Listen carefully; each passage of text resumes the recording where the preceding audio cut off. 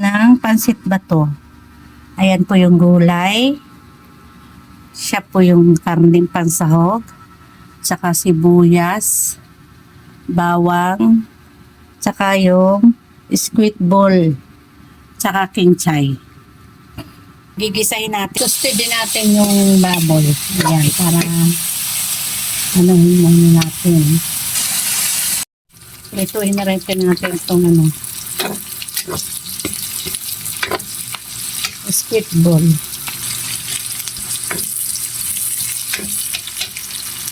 Ayan, pakuluin lang natin. Tapos lagay na natin ang pansit bato.